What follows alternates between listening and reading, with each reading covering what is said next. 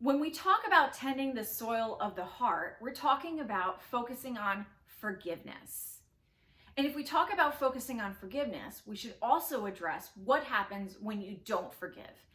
In other words, let's talk about unforgiveness. With any garden, you have to make sure that the soil is cultivated and ready for you to plant something new. And if you do that, you also want to make sure that the land is clear of any debris. You don't want rocks to be buried deep beneath the soil that impact the root system. And you also don't want weeds in your garden. You got to pull out those weeds. And not just pull out the weeds, but you got to get them from the root. This is the same thing in our spiritual lives. The weeds are manifested in things like bitterness, resentment, anger, revenge. All of these feelings that we have, these weeds that grow up inside of us, are the result of unforgiveness. Because we just held on to that offense for too long. And then it eventually hurt us. See, bitterness and revenge and resentment, they are all poisonous weeds that if you don't take them out, if they're neglected, they start to poison us from the inside. They start to harm us. God doesn't want that for our lives. God wants us to live in freedom. He wants us to live in happiness and joy, all because He has forgiven us. And therefore we forgive others. If not, the root of bitterness is a poison, and it corrupts your heart and eventually will corrupt others. That's what it says in Hebrews 12, verse 15.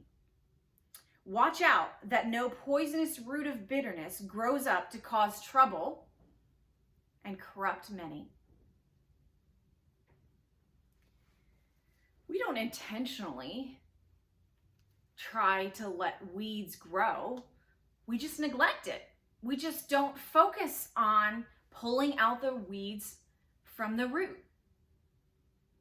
It's because we get too busy, or because we try to stuff it down.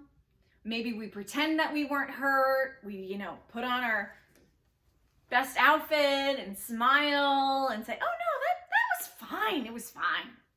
You're not fine. You're not fine. You got hurt, and you need to forgive so that you can actually be fine in your heart. And sometimes, instead of neglecting it, we actually magnify the offense. We actually make it bigger and bigger and bigger in our lives, letting it go around and around in our head, because it becomes our story. It becomes our what marks us. And we use that to continue to point to why we're limping around, why we're hurt. You ever know somebody or meet somebody that any chance they had, they would tell their story? And it wasn't a story of how they were an overcomer or a survivor, or they were set free, or that God healed them. It's a story of hurt, that they're the victim, that somebody else did this to them. And I'm not saying that they're not hurt or that it didn't, cause trauma in their life. But I am saying that if you don't address it, it's going to take over everything. In Mark chapter 7, the Pharisees are talking with Jesus about what is clean and unclean. And the Pharisees were focusing on food. What can we eat? What can't we eat? And Jesus shifts the whole script and says, it's not what you put into your body. It's what comes out of your body. In other words, what is already inside is unclean. And it comes out. And it defiles you and others. It corrupts you and others. Jesus says this, verse 20, what comes out of a man is what makes him unclean. From within the man's heart come evil thoughts. And then he lists a whole thing on what could be evil. And then he says in verse 23, all these evil things come from inside and make a man unclean.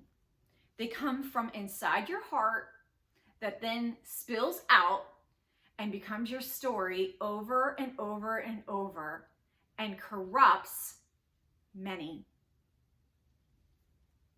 We got to address this. We need to forgive. So we let that grip, that grudge, the stronghold, those weeds, that poison, we let it go. We get rid of it so that we can be healed and free. We can be that overcomer. We can be that survivor. We can be the one that's, a testimony to how God is so good and he heals. Let's focus on forgiveness and really be intentional about addressing the unforgiveness in our hearts.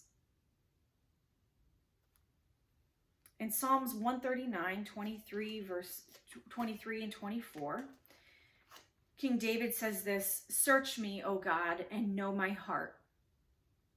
Test me and know my anxious thoughts, and see if there is any offensive way in me. Lead me in the way everlasting. David is inviting God to look inside his heart, which God already sees everything, but he is actively asking God, look at my heart. See what is unclean. What offends you? Where are the bitter roots that have grown up that I need to weed out? And lead me to the path that's everlasting. Show me the way, Lord, to heal and to forgive. This is an example of what we need to do every day of our lives. I pray you do that and allow God to heal you. Thank you.